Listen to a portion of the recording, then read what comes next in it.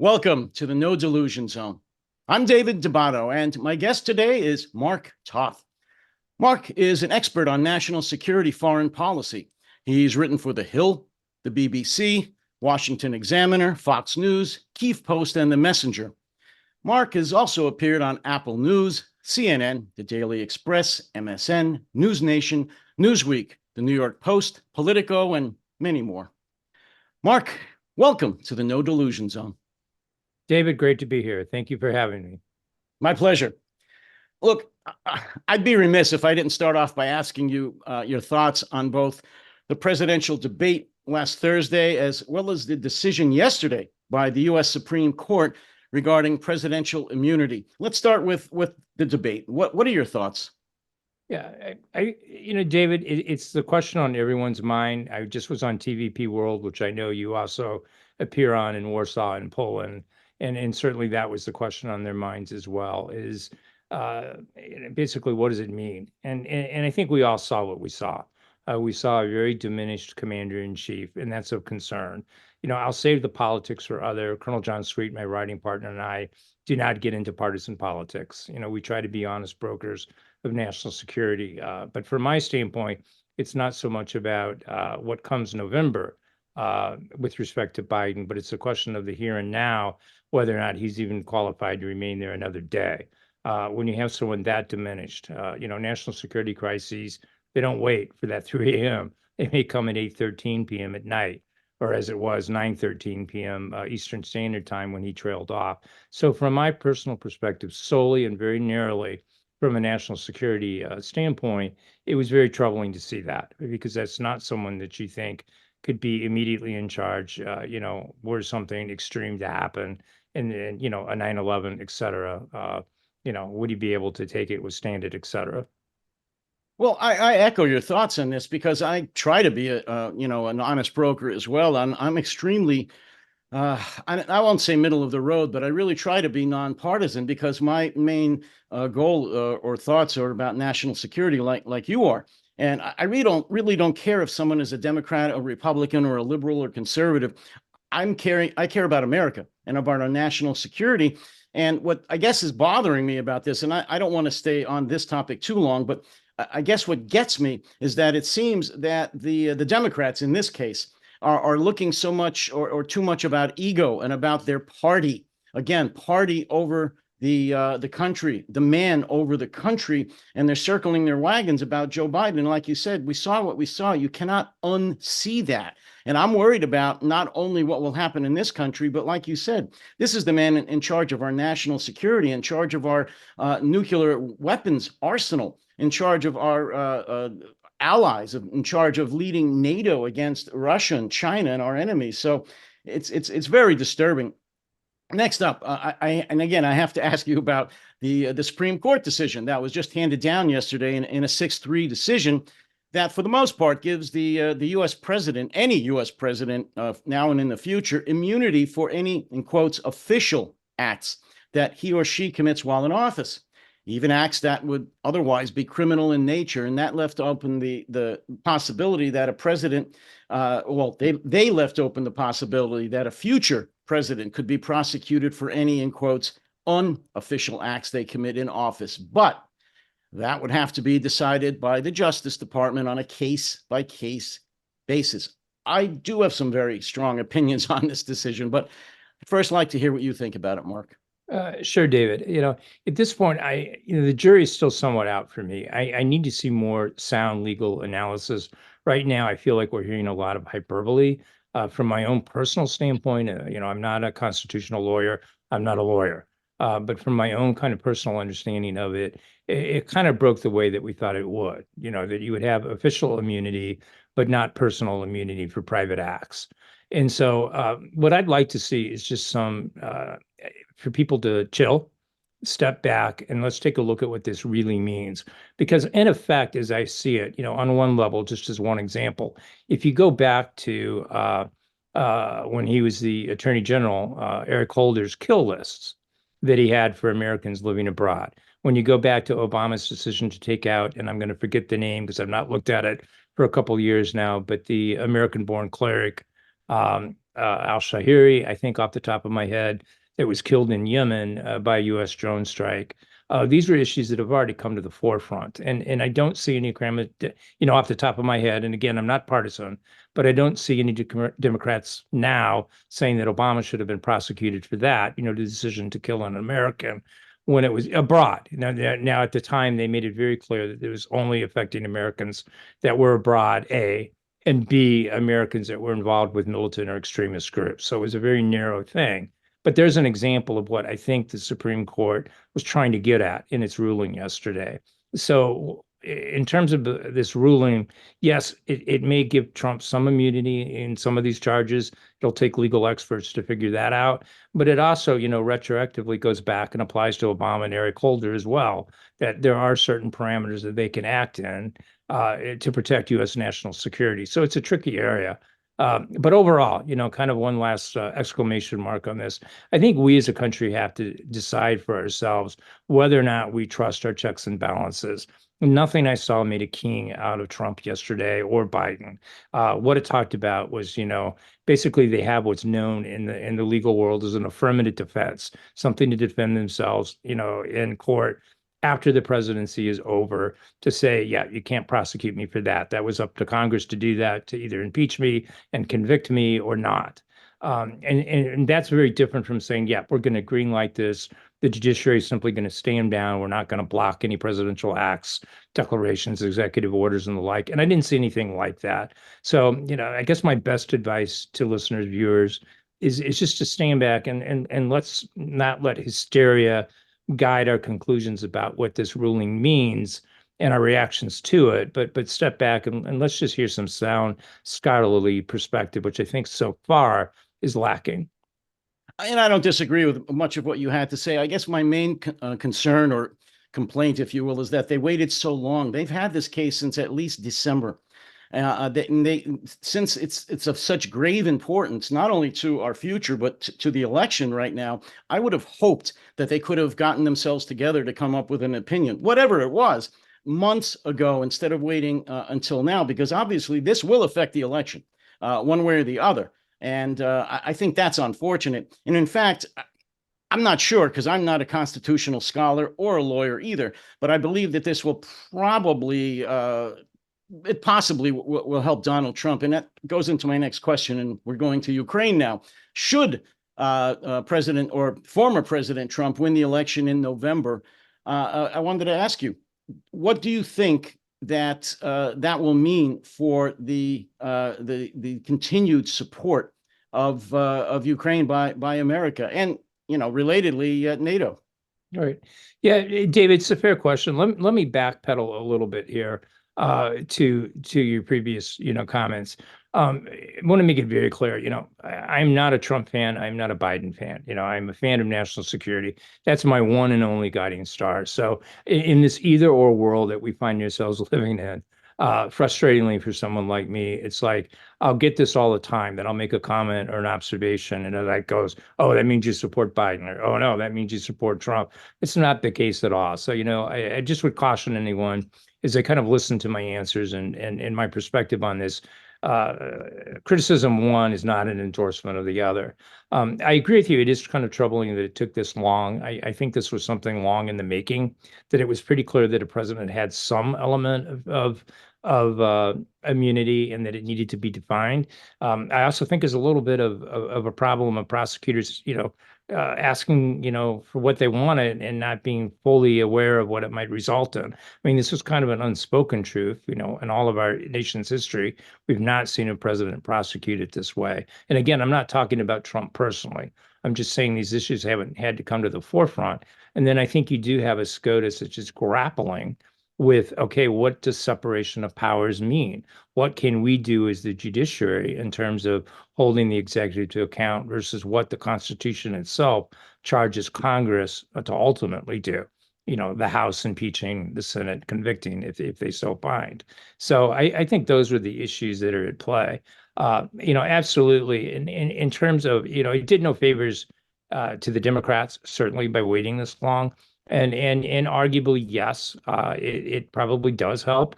But again, I'm not a political expert, and so I'm just not someone that can give you that kind of inside feel for it in terms of how much it would help Trump or not. In some ways, it's changed the story a little bit from what we saw yesterday or last week with Biden. So who knows if it helps, if it hurts? Time will tell. I'm going to defer to the political experts on that.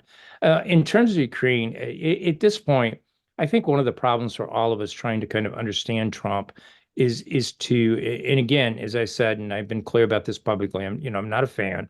I'm not an advocate, and I'm certainly, I'm a lifelong independent, so I don't view this through a Republican or a Democratic lens. I think the problem with him is he tends to want to view himself as a disruptor, to kind of use that modern business lingo, that he sees himself coming in and disrupting, and they think chaos is good. So it's really difficult with his own hyperbole, his own uh, penchant for bravado, et cetera, to kind of sift through what he will do versus what he's saying.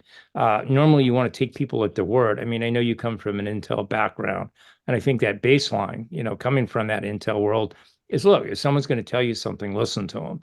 I think with Trump, though, that gets difficult. There's a lot of gray area where he's telling us things, but does he really mean them? And for me, until I get a better sense of who is going to surround him as his next national security team, were he to win, I really don't know where he's going to go with all of this. It could be that he's really, really bad for Ukraine. Certainly, that's a lot of the signals that we're hearing. It's not good. I think his idea that his cult of personality can somehow solve Ukraine in a day is naive. I mean, because you've been on the inside, it takes all the instruments of national power to affect something that significant on a global scale. You don't just do it because you decree it. And so, it's concerning. I think the naivety is concerning. But is it bluster? I don't know. Or is it something, that maybe he changes course? Maybe it does become a bravado thing with him that I don't want to lose to Putin. I want to be the guy that saves the West. Who knows? So, your guess is as good on mine, really, frankly, what a Trump presidency or second Well, I'll term have to say, presidency just would look like. if I could interject, as far as not knowing what his plans are or what he really would do, I get where you're coming from. But having read Project 2025, which is a very rather lengthy, detailed document, he makes pretty clear what he wants to do if he's reelected. At least the people surrounding him have said what he wants to do if he's reelected. And I'll be very honest with you, Mark, that's pretty scary. Yeah, and David, full disclosure here, I have not had a chance to read that yet. My wife has had some personal issues, vertigo issues over the weekend, and I've been meaning to delve into that and simply have been caught off guard by it. So, I get that. I know that General Kellogg, correct, right, was out with what appears to potentially be a blueprint as well. And so really I'm still kind of in the gathering phase of it. But again, just so viewers kind of understand, Colonel Sweet and myself, our perspective is that for the most part, we're charged with, and the publications that publish us, we're charged with focusing in on the decision makers now. We're not campaign covers. As we get closer, I'm sure we'll have to opine on some of these things, but we're really charged and focused on the people that are elected now. Biden is the president, Trump is not. And certainly those are all valid things. It's just not something that comes under our typical purview. It will increasingly as we kind of get closer to the election and those stark choices come into play. Yeah, But again, it's just not something. There's only, as you know, there's only so much time to cover so many topics in a day. And John and I stay tightly focused on the national security ones, not the political ones. They're not, electoral handicapping come November. And I appreciate that. Like you said, coming from an Intel background, partisan politics is not what we do. So, Exactly. staying true to that is the way to go. But talking about the current administration, which of course is President Biden, one of the things that's enraged me, and I talk more freely than you because that's just the way I am, and this is the no delusion zone. Right. It's enraged me that the Biden administration, as well as a lot of our NATO allies, haven't been able to state clearly their ultimate goal. What's the strategic goal on supporting Ukraine? What do they want in the end? As long as it takes, that's to me a pretty hollow thing to say. But why can't they articulate it, Mark? Why can't they say, if they do feel this way, that their goal is something like the ultimate defeat of the Russian military by Ukraine, withdrawal of all Russian forces from Ukraine, guaranteeing the pre-1991 territory of Ukraine, and reparations of the destruction caused by Russia by Russia? Why can't they articulate something like that? Yeah. David, we share the same frustration. John and I many times have said, why is winning such a hard word for this administration to articulate? Sometimes they'll creep up to it, and then just as soon as you think, okay, they're going down that path, they pull back. Our best guess, our best inside analysis is that you're kind of seeing the old Ben Road strategy come to play as currently expressed through Jake Sullivan, and that Jake Sullivan is the problem. And I think based on what we saw last week, unfortunately, and again, I haven't had sufficient time to kind of think this through enough. But off the top of my head, it is concerning to think, okay, maybe some of this clarity, some of this lack of direction when it comes to an end result, an end state for Ukraine, an end goal, is that you don't have a president that is as in charge as he should be, is as in command as he should be, and that he's delegating too much. And at this point, it would seem, from an outside looking in, it would seem that Jake Sullivan is having the last word in this. And Jake Sullivan has convinced himself that, escalation, he fears escalation, but what he doesn't get, something that John and I repeated over and over in many of our articles, is that his fear of escalation invites Russian escalation. So somehow he's got to start winning. He's got to put wins on the board. I mean, if you look around the world, we play for ties and we're losing. And I'll just wrap real quick on this point. If you look in Ukraine, we're playing for tie. I don't see anything that's suggestive that we have a winning strategy there. If you look at Russia's introduction of paramilitary forces into the Sahel across Africa, we're not even playing for a tie there, frankly. We're conceding that board, and that's troubling. That's a half war. If you look at what's going on in the Mideast, I mean, you had the Houthis that basically just tired out, the Eisenhower and forced it to, head into the Mediterranean only to be replaced because there's no decisive plan to win, to defeat the Houthis. And then you've got this looming crisis in China. So we're facing three and a half conflicts, and we don't have a winning strategy for one of them. The national security strategy is currently articulated by Biden. Doesn't, it's set maybe to fight one and a half if we're lucky conflicts. And yet here we are with three and a half. We don't have a winning strategy, and we don't even have a plan how we would win. So it's frustrating. You and I are on the same page. Yeah, and I agree with you about Jake Sullivan, and I've spoken and written about this as well. And I don't get where he's coming from. I mean, I understand where he's coming from. I don't know why. I mean, some people have even gone so far to say that he's on the payroll of the Kremlin. I don't believe that. I just believe this is his belief. He truly believes that by non-escalation, we're somehow going to diplomat our way out of this. We're going to talk our way out of this, that somehow we're going to still be able to deal with Putin as an honest broker, which is absolute nonsense in my opinion. But anyway, let me ask a follow-up question to this, I guess. Is this tied together, in your opinion, with the refusal of the Biden administration through probably Jake Sullivan to allow Ukraine to use the long-range weapons that we've supplied to hit further into Russia, to actually hit the bases and the command and control centers within Russia, to stop them from destroying Ukraine's infrastructure and just slaughtering innocent civilians? What's that all about? Yeah, I think part of the answer to your follow-up here is going back to an observation you made, kind of reacting to my comments, is Jake Sullivan and to some extent, but I think slowly Anthony Blinken is starting to see the light. Maybe not quite there yet, but I think once he was, boots on the ground in Kiev, saw how bad it was, he seemed to be changing his tone, and there seemed to be some pushback from his standpoint that we needed to be doing more for Ukraine weapons-wise and the like. But I don't think Jake World gets it yet, that the world changed on February 24th, 2022. He's still acting as though the United Nations is going to somehow be the overall savior, or somehow the G7 or these combination of bilateral agreements with countries are going to affect some kind of overall global settlement. That world just doesn't exist right now. I mean, China and Russia have made it clear they want a multipolar world. And translation, that means them dictating it. There's the only thing multipolar about it is that it would be them controlling it, nothing more than that. And Sullivan is, I've described it in previous podcasts. I kind of describe it like the Who's in Whoville, that the presents have been stolen, and yet they're still marching around the Christmas tree as though it were still there. And Jake Sullivan needs to understand that that global order is gone. And so I think what you see out of him as a result is he keeps focusing in on individual crises, and he's not getting the connective tissue that's causing all of them to come together into one big ideological war between the US as well as China, and Russia, I mean, China and Russia, along with their proxies in North Korea and Iran. And so I think, fundamentally that's kind of the core problem that we're faced with. And now, in terms of the deep strike capabilities, one of the things that John and I talk about a lot privately is that it just is just madness. I'm not exactly, I'd love to hear more. Sure, exactly where your intel background is in, whether it's espionage, battlefield, et cetera.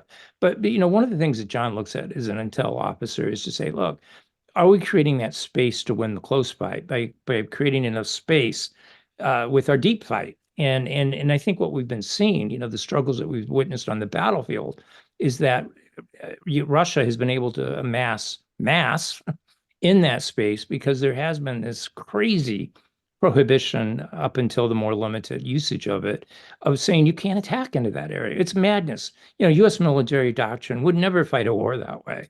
A commander on the ground would be relieved. Oh, I can't go hit that, even though it's doing it. And we almost waited too long because, I'm not convinced from a size, from a 30 to 50,000 that was reported amassed, the Russian troops amassed in and around Kharkiv. I'm not convinced that that was enough to take Ukraine's largest city, at 1.4 million prior. But if they had gotten in range, if they had been allowed to do that without those deep strike weapons mitigating their forward progress, they could have leveled it with their artillery, and you would have seen the wholesale destruction like we witnessed in Bakhmut, Avdiivka, Kupiansk, if they can get to the rest of it. And so, kind of this rinse and repeat. So we need more of that. But to create this artificial line, and forgive me if I'm a little off on my statistics here, but I'm pretty sure I remember that the Institute for the Study of War estimated that even with these new green lights, if you will, they can still only hit about 16% of the territory that Russia is fielding its offensive forces from. That leaves 84% of that area for them to, stage, mass, and eventually bring them out of the battlefield. And that just creates a war of attrition. That's a recipe for a forever war. And so it's just madness. I don't think anyone with any sense of appreciation for military analysis can understand what Jake Sullivan is after here. It just makes no sense. It's like he's playing for a tie in his mind, but it's a losing hand ultimately if this just becomes a perpetual war of attrition. Well, as I've said several times now, it enrages me. It really, really does. I'm sure I'm similar to you when I say that I have friends in Ukraine. I've been to Ukraine several times, not recently, but I've been there several times, and I can't tell you how angry it makes me when, as you say, we're not even playing for a tie. For as long as it takes, to me, means absolutely nothing. It just it's an insult. It's an insult. And this goes back to a comment you made, that right now President Biden, is displaying himself or showing himself to be a very weak leader. Forget the last debate. If he's being led around by the nose by Jake Sullivan, which I believe he is on these kinds of issues, then he's not a very strong leader. He needs to come out and make the hard decisions and not be told that this is still the Soviet Union we're dealing with here and we can somehow negotiate this. I mean, Jake Sullivan is no Henry Kissinger, and even if he was, that would be a problem.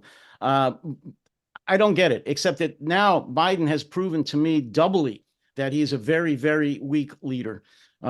This follows up to my next question, which you may have the same answers. Right. Why hasn't NATO collectively, forget the US, we're not going to do it. Why haven't they seriously considered the no-fly zone? Yes, I know it's been debated since the war started, at least the full-scale invasion, but why haven't they enacted a no-fly zone? This would solve many of their problems without many of their fears of escalation. Yeah, David, yeah, I think to echo what you just said, before I answer that, it is frustrating because I do think Biden's initial instincts were there. Mhm. If you go back to that first speech in Poland that he made, which was a rousing speech, I credit him for that. Standing up, saying this isn't going to stand and this man can't stay.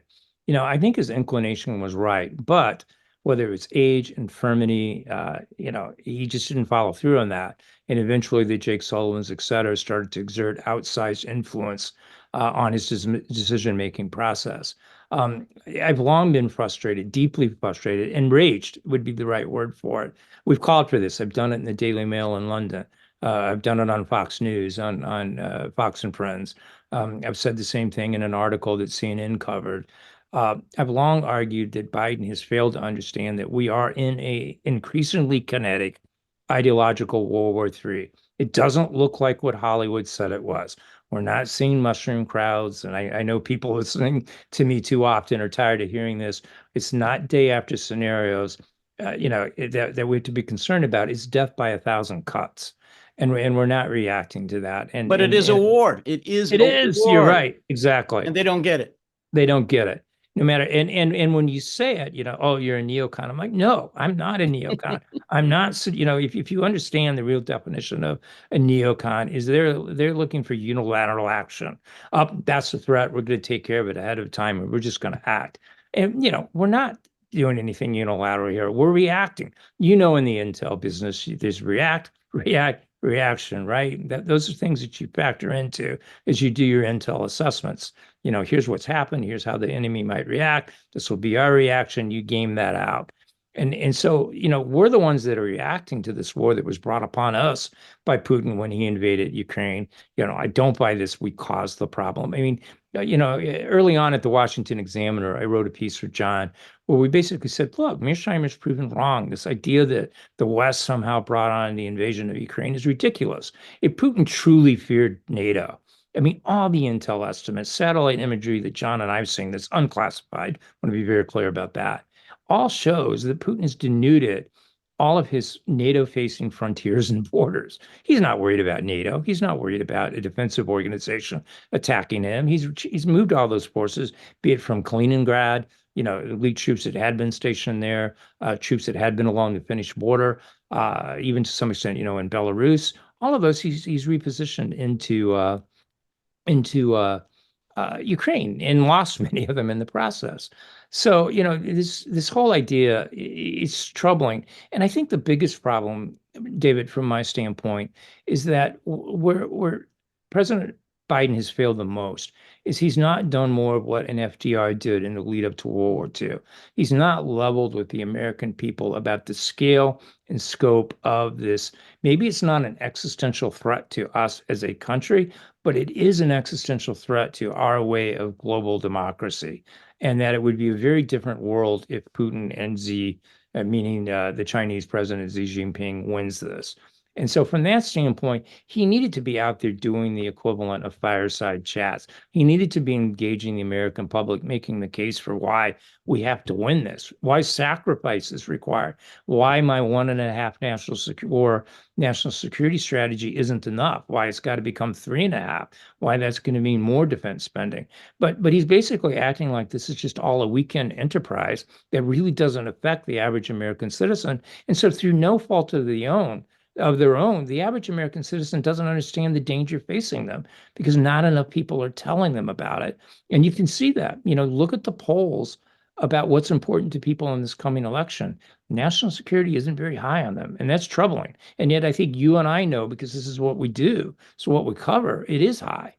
Well, and So, he's abdicated the argument to the extremists, right, the Marjorie Taylor Greens, who want to cut all present and right. future aid to Ukraine by alarmist rhetoric, which is total nonsense. In fact, as you know, they parrot a lot of the Kremlin talking points, and that to me is very enraging. But that's a topic for another discussion. But I couldn't agree with you more, Mark. The President Biden, specifically as the sitting president, and for the last 3 years, has absolutely failed in his job to educate the American people, to do, like you said, fireside chats.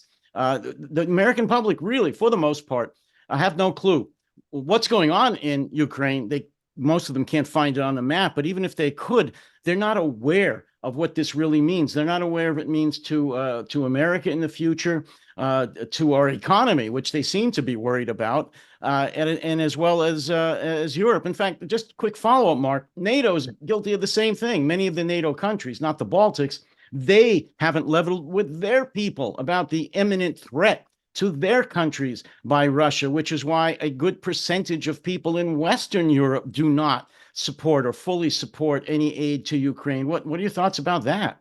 Yeah, no, you're correct. And by the way, on the disinformation, John and I did write an article for The Hill where we basically called Marjorie Taylor Greene and Matt Gaetz Manchurian candidates. Yeah. Maybe not wittingly, but we went exhaustively through how they parrot so much Russian disinformation.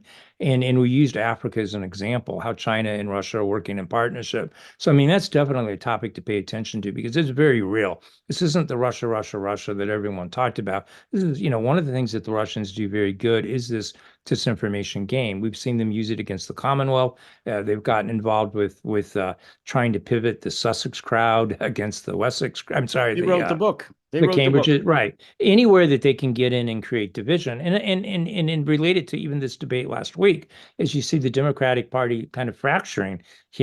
Some people saying, "Oh, Biden can't stay." Some like, cue up the Russians. They're going to enter that space. They're going to start doing divisive tweets. They're going to start to try to get each side pitted against each other. So I think that's a very important topic, not to gloss over it. But,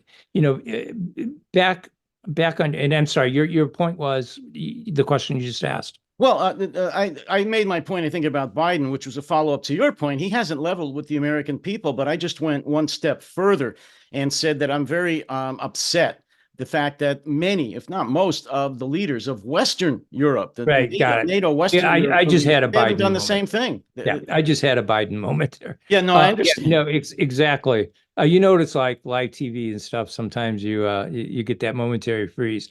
Yeah, no, early on in the war, John and I, and again, I'm not trying to tout the work that we've written, but early on in the war, we talked about how old NATO was on a road to nowhere. That they weren't really understanding of what not only Europe was facing, but the world was. And one of the things, because you and I both, as I mentioned earlier, we both appear on TVP World quite a bit. I think I've done 60 some odd media hits on them on a wide variety of topics spanning the globe. It's refreshing to get on one level how much they do understand what the threat Russia poses to them, and not just looking at it from a European centric standpoint, but how that extends out into the world. Now, I will say though that while they get it, they get the threat, they're identifying of it, they're reacting to it. I will say, I think NATO overall, though, and I'm talking about the European members, don't understand yet. And I think this is where Trump has done a disservice. Yes, it's important to get NATO to invest more. And from that standpoint, his messaging is fine. Pay more for it. Pay more for it. But what I get worried about, and you know this, because if you're assessing things on the battlefield in terms of what are risks and what can cause you to lose a war, it's not about expenditure of money. It's about capabilities. What do you buy? And whatever that investment is what's required, right? So, every time I get on TVP World and they're touting, oh, we're doing 4%, we're doing 5%. That's a concerning, and I'll push back on that and say, but what are you buying? Look, this Eastern Shield that you're building, it's great, but that should be your last line of defense, not your first. Where's the offensive capability so that if you do start to see Russian troops amassing, that you're not waiting, you're not waiting to get hit first. And so it also concerns me a little bit that some of that defense is being coordinated on a bilateral basis. It really needs to be an overall NATO basis because it's going to take supporting, requirements. As you know, the Suwalki Gap is a vulnerable point. Every general that I've read closely that's had command of that area, be it General Hertling, be it General Hodges, that's the one area of that map, that bridgehead, if you will, or that landline, if you will, that separates the Baltics from the rest of Europe is something that they woke up with nightmares about as the commanders of U.S. Army Europe. And so, we definitely just have to get NATO realizing this is a much bigger threat as well. I mean, and if there's anything that can bring home an exclamation point to this, look at how Putin fights wars. He has, and again, sorry, but John and I wrote an article on this about how Putin has weaponized Ukrainian civilians. He does this intentionally. He intentionally targets Ukrainians civilians so that he can hold their assets there so they can't be forward deployed to the front of the battlefield. He's going to fight the same kind of war if it ever came down to it conventionally against Europe. And yet the Wall Street Journal and some great reporting just showed Eastern Europe maybe has 5% of the air cover it needs. So, I mean, its power grid, its vital infrastructure, all of that sits exposed. And you know Putin's going to go after it once he's able to reconstitute his army. So it's something they're not prepared. They're not prepared for Ukraine now. They're not prepared for what a reconstituted Russian army might look like 3 to 5 years out. Well, I agree with everything you're saying. And here we are, 2.5 years after the full scale invasion, more than 10 years after the initial invasion in 2014. Why haven't the Western leaders, for the most part, taken a more direct stand on this? Why haven't they leveled with their own people? Eastern Europe pretty much has, although, like you said, they're misallocating some of their resources, but at least they get it. What am I missing, Mark, about the leaders of Western Europe? Is it fear? Is it cowardice? Is it just really deep-seated business relationships with Russia that they don't want to forfeit, or is it all of the above? Yeah, it's probably a little bit all of the above, but I mean, heck, you've got Pepsi still doing business Yes. in Moscow, which kind of tells you follow the money. Uh, and then you got Orban that what's that all about? And I think for Orban, it's just trying to play both ends. I think, he saw Erdogan be successful in getting things for Turkey when they were talking about the Finnish and Swedish secession. And so I think a lot of this is just trying to play both sides of it. We weren't that bad. We didn't push you that hard, Putin. Now that this war is over and Ukraine is solved, we still want to be able to do business with Russia. We still want cheap gas or whatever. We still want relationships. We know you're going to have to rebuild parts of your economy. You've done without certain Western technologies. You're going to need that again. But I think that's somewhat naive. I mean, I don't think they're paying attention to what Putin is really after here. I don't think Putin, in his mind, or the people around him, which you have to look at the power base of him, and that's the FSB. It's the old KGB, just in a different name.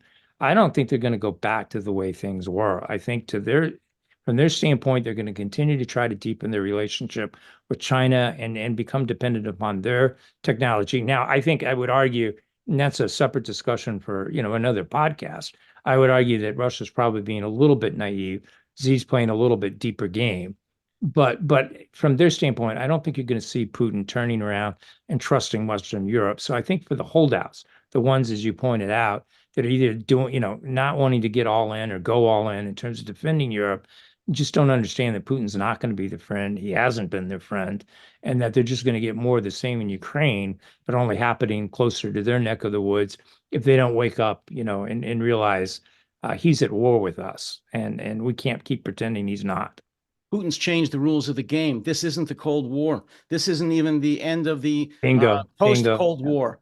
And most of us, when I say us, not you or me, but the leaders in the West, including Biden, Schultz, and some of the others, still don't get it for a number of reasons that we've talked about. And it is naive, and it's very, very dangerous. I know you've written, you've talked about it a lot, but in Putin's mind, as far as I know, and correct me if I am wrong, he's the new czar. He wants to, as best as possible, recreate not just the Soviet Union, but the Russian Empire. Yes, he's going to get pushback about that, but that's what his goal is. And the more that we give him leeway to do that, show weakness, he's going to go even further, in my opinion. What do you think? Yeah, no, he is. I think you have to look at his words and actions. I mean, this is someone who came into office with a plan. I mean, initially he did it through an apartment bombing to garner support, when he made that transition from being the prime minister under Boris Yeltsin to becoming the president, in that change of year from 1999 into 2000, and going back into Chechnya and fighting that war. going back after George and the like. But you've got to look at his strategies in play. For instance, he's gotten away from it. I think he strategically hurt himself. He was thinking that the Northern Sea Route, for instance, was going to be his next big way of influencing the world, controlling the Arctic Ocean and the like. And he had a massive economic investment going on there along that, icebreakers, port facilities, and the like. As the world warms, he was thinking that's a great new area. And I know it was giving, our commands concern about, hey, we can't compete in the Arctic. We really need to be rethinking our strategy. But that's all come to a standstill. But having said that, that was just one thing that he was planning. I mean, early on, he was clearly planning to reassert what he views as the old Soviet Union, not so much as the old Soviet Union in communist terms. He clearly doesn't believe in communism, but he believes in the czarist aspects of it, that these are all traditional Russian lands that they should have control over, if or at least influence over. And so he's certainly after to do that. But he's, I would also argue that people need to understand that Putin is somewhat more from just a czar. I mean, his path to power in Russia was through the mafia. He kind of made, basically brought the St. Petersburg mafia together to solidify his power base as well. And so I think you saw the rise of oligarchs under him, admittedly, since somewhat curtailed, where he was looking for more stuff to dole out. The Donbass in Ukraine was rich in minerals.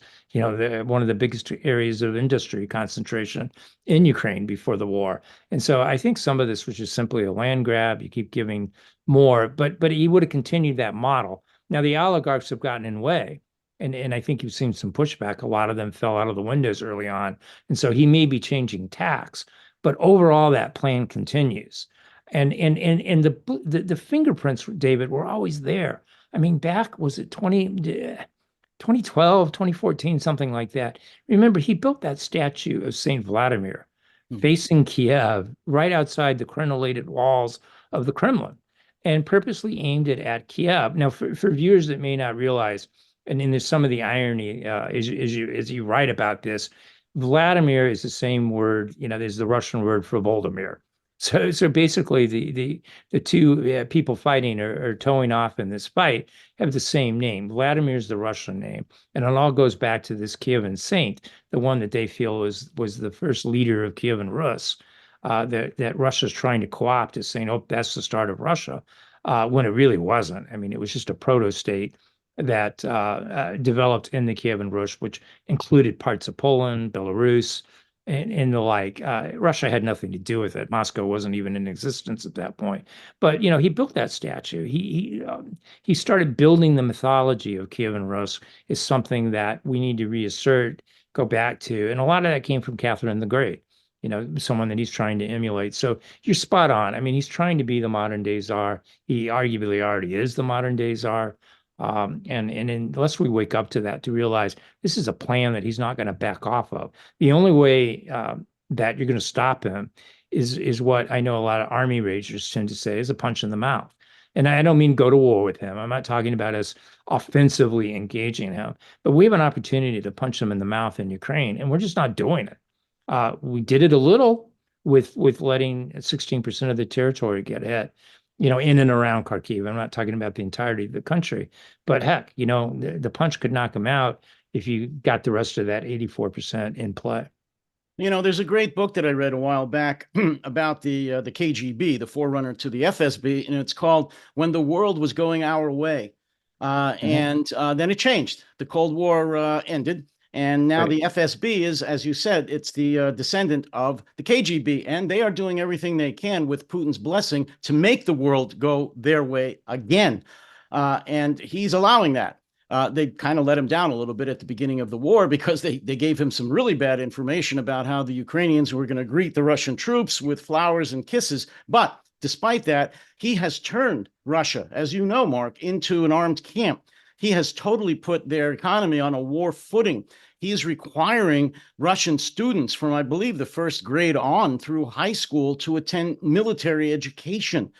He is telling the Russians, he's convinced the Russians that they are in a long-term war, not against Ukraine, against the West.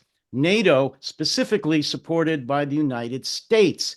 They get that, meaning the Russian people. We don't. And until that changes, things are just going to get more grim than they are now. No, you're exactly right. I think he's been telling us what he intends to do, and we're just not listening. And I think it's time to take the man at his word and start to react to it. I think you said it eloquently enough. I really can't add to that except to say it's just time to wake up. That Well, let me shift the discussion a little bit to Sure. sanctions. The EU recently, as you know, enacted I get was it the 14th or 15th round of sanctions against Russia, as well as some secondary sanctions against corporate entities and China specifically. Mark, are these going to be adequate finally to slow down the Russian economy, to strangle it in its war machine, or is it again another case of too little, too late? And I guess as a follow up, are the Russian people, not the oligarchs, not the elite, are the Russian people feeling any economic pain after all these sanctions? Yeah, David, it's a great question, and I think let me circle back on one point that you made in your comment just a moment ago. You're absolutely right, and I think it's important to highlight that Putin has transitioned his economy into a war economy. I mean, it's total war. I mean, basically everything is being geared towards that, and I think we have to take note of that. Now, granted, okay, he still can't outspend the West, but it tells you what his mindset is, and he's transforming his economy into a war footing. And we've seen what totalitarian states can do with that. Nazi Germany being the most famous example. I don't know if it was the last quarter or the last quarter in 1944, but their military production was at an all-time high, even though their army itself was in the most peril at that point. And so the ability of a totalitarian state to control an economy, to get what it needs out of it, to continue prosecuting wars is great. And I think people have to be concerned about that. Now, there's two factors there. You can rebuild an army, which Putin clearly is going to have to, the amount of equipment losses and tanks. It's going to take longer for him to rebuild the military personnel that he's lost, no matter how you cut it. And John and I have looked at this closely. There's a lot of different ways that you can get at that he has indeed suffered around 500,000 casualties, dead as well as wounded. You see it in death certificates, body bags ordered, new mobilization efforts, conscript orders, and the like. It's all suggestive. Okay, hey, yeah, and just even the numbers that he's able to field. But great, you can remobilize hundreds of thousands or more.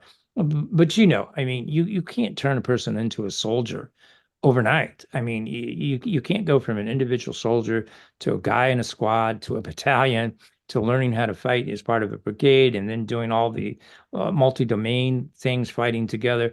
All of that takes time, and it's not a 1 or 2 year process. And so from that standpoint, I think the West does have a small window here to say, hey, here's the risk, here's what they're going to do. We've got this advantage. We need to use this time wisely and ourselves shift to the size of the threat that we may be facing. But that means, appreciating what they're doing economically. And they have, it's very, I'm an economist by background. It's been 3 decades since I've been a practicing economist. But the fact that they have put in place an economist now as their defense minister is telling. It's telling you that Putin's learning something here. He's learning that, all right, maybe this graph, everything else that I've allowed to play out has hurt my position, my military. And so I think the other thing that's indicative of that, I think a lot of people don't understand, if you've not been in charge like I have, I've run corporations before, is that you get a lot of competing demands for the same resources. So when you're bringing in an economist to head that spot, what he's trying to do is figure out what gets priority. Do tanks get priority? Do hypersonic missiles get priority? Does developing NCOs get priority? You can pick and choose what you want, but there's obviously been log jams there because you've seen it, right? Where the military doesn't have all the equipment that they need. They don't even have automatic offloaders. You get down to something as basic. War, as they say, is won on logistics, and yet they still are manually loading and unloading every truck that they have. In the U.S. military, I think it takes all of 20 minutes to unload a truck. And for them, sometimes it's a half a day. And so that just can tell you how they can muck things up. So, I think we got to take care of that. And in terms of sanctions, to finally, get around to your question there, my apologies for going on a little detour. But in terms of the sanctions, I do think it's a little bit too late because I think China now is at a point where early on in this war, China was annoyed. Xi Jinping saw it as a needless uh, sidelining of his visions for what he wanted to see happen in Taiwan and the like. And he still wanted to get things economically out of the West. He still wanted to deepen through the Brick and Road Initiative and the like, the Eastern Express Railway that he's building that goes to Ukraine. People forget that part of that initiative is very dependent upon a railway, Chinese railway that goes for the China-Europe Expressway, goes through Ukraine, goes through Belarus. That all get jeopardized. So I think early on, China was like, yep, let's figure out a way out of this. But now I think because Biden is not willing to go for a win, and as things deteriorate around the world, where Jake Sullivan is causing more and more problems, I think China now is changing their minds. David, they're kind of looking at this like, all right, there's blood on the water here and we can take advantage of this. And so I think they're not going to let Putin, you know, uh, starve himself to death when it comes to money or munitions or the technology that he needs. So the sanctions probably came too late. They could have probably done the coup de grace earlier, but right now I think Putin will find ways to alleviate any pain. To go to your point that the Russian people may be feeling, he'll find ways to alleviate that through his contacts in Beijing. And I think now Beijing is probably going to be more agreeable to that, whereas early in the war they wouldn't have. So by playing for a tie, I mean, there's just so many strategic implications that have just come back and they keep biting us. And we just can't continue this. We need a commander in chief who's in charge, and we don't have one. Well, I have several contacts, shall we say, in Russia. And I know for a fact that for the most part, the Russian people aren't suffering at all. They really aren't. They're going to the mall, they're going to the movies, they're going to cafes, they're going on vacation. For the most part, they haven't seen any evidence whatsoever of the war in Ukraine, or certainly on the sanctions. The only thing they may have seen is that some of the foreign companies have changed their names. But they're still giving them the same goods and services, just under a different name. So, as far as the Russian people are concerned, life is fine. And if this is the way it's going to be, even during a war or a special military operation, as they have to say, then so be it. Mark, I recently read what I think is a very disturbing report, and let me know if you've seen the same thing about the training of Ukrainian pilots for F-16s in the United States, at least. Apparently, and I didn't know this, and I feel a little embarrassed that I didn't, that there were only a very few slots allocated budget-wise for the U.S. Air Force, specifically the Air National Guard, to train Ukrainian pilots. And most of those slots were taken by American pilots, candidates. And so right now, I think, and I may be wrong, they've trained a grand total of about 12 Ukrainian pilots on F-16s to the point that they're combat ready. And the rest of the slots don't exist. The budget just isn't there. This is staggering to me. The fact that this even exists, if it's even partially true. Have you heard or read anything about this? And if so, what's the deal with that? Yeah, I have, and just some background or perspective. My father were military and commercial aviators, and so I kind of understand this world. I grew up in it, been around air bases all my life and the like, and it is kind of madness. I mean, 12 pilots is simply not enough. You're going to have more platforms than you have pilots, and you need the reverse of that. So the ratio is going the wrong way to begin with. My other concern with the F-16s in general, unless there's been changes made that have not been publicly announced, these are F-16s that only have midlife updates, so they don't compete well and going head to head with Russian air assets. The Russians can see them radar wise before they can see the Russians coming at them. Even some of the missile systems that they're capable of carrying, are questionable. Now, I do think F-16s can make a difference on the periphery of the battlefield and in a supporting role in creating air cover. I mean, I think the one thing that the Ukrainians have proven is that they're very adept at taking, I mean, because let's be honest here, we're not giving the Ukrainians any of our top of the line, weaponry. We're giving them stuff off the back shelf. and they've proven incredibly adept. Look what they're doing with HIMARS, taking down planes, things that we didn't even really think through as possible from our own standpoint. So, I don't want to discount Ukrainian ingenuity and having grown up in the Middle East, where my dad represented the then McDonnell Douglas in Europe and the Middle East. I've seen nations at war. I've lived through war myself as a kid, and you learn a lot from the battlefield. I mean, the learning curve off of the battlefield is rapid, and certainly I can remember U.S. intel guys. They wanted to know exactly what Israel was doing in those wars against, be it how they took out the nuclear reactor in Iraq and the like, or going up against Egypt and the like. All of that you learn quickly, and the Ukrainians are proving that they're learning quickly. They're also showing where some of our weapon systems are not working right, right? We've seen this with drones. And so, my concern overall, getting back to the F-16s is that, it should have been a day one decision. Where was this on February 25th?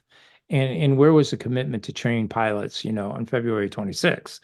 And why are we, forgive me because I haven't done the math, but we're some 858 days, give or take, 860 days, whatever it is, into this war. And we've got 12 pilots trained on F-16s. Because we're afraid of escalation. What about if we put up an F-16 or anything, a Fokker D7, and it shoots Right. down a MiG? Oh my God, we're going to be in World War III, and there's going to be a mushroom cloud over New York. Yeah, it's just, David, it's mind-boggling. There's just been no, and I think what's been troubling for me, and again, because I really do view myself as an honest broker of national security. I encourage people, go read everything I've ever written. Don't. But you'll never find me criticizing a party, right? I don't criticize the domestic platform of anything. I solely focus in on the national security decisions that someone makes. But there's no way to justify this. There's no way to say that this is any way that how you fight a war. I mean, basically, we said to Ukraine, we're going to help you, but guess what? Here's a nice set of handcuffs. We're putting them on you. Go figure out how to fight. Well, You Mark, got you're a military brat. You said Air Force, correct? Yeah, my dad was already out by the time I was born, but yeah. No, Okay, my well my then my, my grandfather was a flying sergeant in World War One. My dad was part of that invasion force for World War Two. you're very familiar with Davis Monthan Air Force Base and the mothball fleet. Uh, Right. we've got I don't know how many thousands of aircraft there, most of which are unserviceable for the most part, but a lot of them could be refurbished. I mean, if Ukraine doesn't have an air force for the most part, and we have thousands of everything from everything. I mean, A-10s to F-16s to F-15s to you name it, going back to probably World War II, some of which can be refurbished and used in Ukraine. Why hasn't that been done? Certainly, some of them are serviceable enough that in the last 2.5 years, they could have been updated, refurbished, and given to Ukraine with trained pilots. Or am I missing something? No, you're not. I mean, the simple answer to all of that is there's been no administration foresight. I mean, back to what you would have grown up with in the intel world, we're just in reaction mode. Everything we do is in reaction to a Russian action. Oh, they're getting close to Kharkiv. Better give them the ATACMS. Oh, they're starting to hit critical infrastructure. Power grids getting hit. Better give them HIMARS. Oh, wait a minute. They're having air defense issues. They're not able to shoot down glide bombs and the like. Maybe we ought to introduce F-16s that could take on part of that mission. We're letting And Russia set the narrative, period. Exactly. And the problem is, David, I think the things that's most frustrating to Colonel Sweet and myself is that, our doctrine is based on a combined arms warfare approach. And yet we have never stepped back and said, here's everything that Ukraine needs to fight that. We're very critical of them when they fail. Like, oh, why didn't you exploit that bulge in Roboteam? Why couldn't you break through those lines? We forget sometimes the enemy gets a vote, right? Putin did that. Right when Ukraine was right to do that, he struck in Avdiivka, causing Ukraine to have to react to that. And it was shown out pretty quickly. I mean, we've seen how exposed the leopards, I'm sorry, leopards too, but the Abrams have been when you don't have that combined arms warfare protecting them, when you don't have that ability to bring that whole force together. And yet, we have the gall to criticize them to say, how dare you, and it's crazy because they're not, we wouldn't fight. And I think it's really important for viewers to understand we would not fight a war this way. And somehow we're expecting Ukraine to survive fighting a war where they're just basically handcuffed, where we incrementally give them stuff, we piecemeal stuff, and then it's just always in reaction to a problem that develops. It's never proactive. And until you have some kind of winning strategy that comes together and gets them everything that they need, flowing at the same time, we're just going to see more of the same. I mean, again, I want to see a winning strategy. I mean, Crimea is ripe to be the decisive terrain of this war. I mean, Hodges is exactly right. It's there for the taking. I mean, Ukraine is doing an incredible job of rendering it untenable. But unless and until they're given the complete array of armaments, munitions, weapon systems to take it, it's not going to happen. I mean, that gets right down to the vehicles that are needed to break through the lines and to cross over these fixed positions now that Russia's had 2.5 years to keep reinforcing. I mean, everything that the Biden administration has done is, yes, helped Ukraine survive, but it's made their survival and ultimate victory all the harder. It's just, as you put it, I mean, you and I share the same sense of rage, and it really is rage that they're in this position. It should be winning. Helping Ukraine survive another bloody day, as I've often written. Lastly, for now, Mark, because we don't have unlimited time, unfortunately, but we can revisit this again in the future. But right now, having said all that we did, put on your prognosticator glasses and let me know what you think 1 year from now, if we were to revisit this, where do you see the war? Yeah, I think you'd have to do that in two parts, right? If Biden is still president 1 year from now, I think we see ourselves where we're at, but probably with a much more demoralized Ukraine. Because at some point as a country, they're going to have to ask themselves, do we commit that 18 to 25-year-old group that so far has been excluded from mobilizations? They've held back from that. There's some political. Now, I think it's a mistake, and don't get me wrong, David, that's a hard ask, right? I've got sons, one that's in that age group, and no one ever wants to commit young men to a war. And we're not suggesting that they be committed or thrown in as meat fodder, but at some point you have to start training them. And if you're thinking that you're going to need them a year or two out, that training needs to be happening now so that you're not doing to them in the future what Russia's doing presently to their own conscripts, saying, "Hey, welcome to the army. Here's a rifle. Go fight," and basically you get to die. So Ukraine's got that hard choice facing them. I just don't see anything right now in the Biden administration that's going to change that equation. I think Jake Sullivan still thinks there's going to be this master end of the war, that a master negotiation that brings an end to the war. Ukraine will cede some territory and the like. But I don't think Ukraine's going to go there. I don't sense anything from my contacts in Kiev that they're ready to cede 1 inch of their country. They've had plenty of opportunities to do that because they know what you and I know. Russia would just take that pause and then they're going to come back for more. They proved that, 2014 Crimea wasn't enough. Came back for more in 2022. They'd come back again. Now, if Trump is in office, it's just hard to tell, what this looks like a year out from now is if he starves. Let's say, he's like, yep, that's it. He follows through on his word to say, I'm not giving any weapons, to Ukraine unless they go to the negotiating table. If he plays to Putin's hand, then I think it'll be dependent upon what Europe does. Does Europe, does Macron come through if he's still around by that point? Does he come through? I can't quite recollect when the presidential election is. I think it's a year and a half, something like that, out in France. But does he come through with troops? Does Poland say, hey, no, we're not going to allow Ukraine to fail? Do we step in? Because we know what that would be like.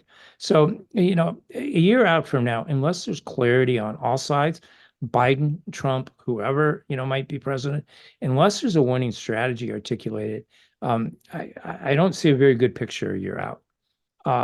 Because no one's talking about winning. And if it all results in Putin winning, then we've all lost, and the country needs to understand that. I don't think we do right now. I think sadly, most people would say, "Oh, yep, let's be done with it." But losing should not be an option. And yet we have no winning. We have no winning option that I think any of us discernibly can understand, get behind, and say, "Yep, that's going to work." Well, let me just say, in terms of the Ukrainian political situation, and not at this point wanting to conscript men younger than, I believe now they've gone down to 27. I'll be honest, I think that's absurd. I'm sorry, and I'm a No, big you and I are supporter on of the same Zelensky. page. Yeah, Yeah, yeah, and I know, I'm a big supporter of Zelensky, and obviously of Ukraine, but that's insane. They are in an existential battle for their very survival, for the existence of the Ukrainian nation. How can you only start conscripting men at the age of 26 or 27 when you're already down by a ratio of 3 to 1? With right. Russia, this is insane. Any other country that conscripts anybody starts at about 18 or 19. And anyway, that's crazy. And I think that's a very, very big mistake. And I hope that's one that they rectify very, very soon. Mark, we're out of time. I want to thank you very much for joining me today on the No Delusion Zone. Let's do it again. Take care and stay safe. Sounds great. Thank you so much for having me, David. Take care. My pleasure.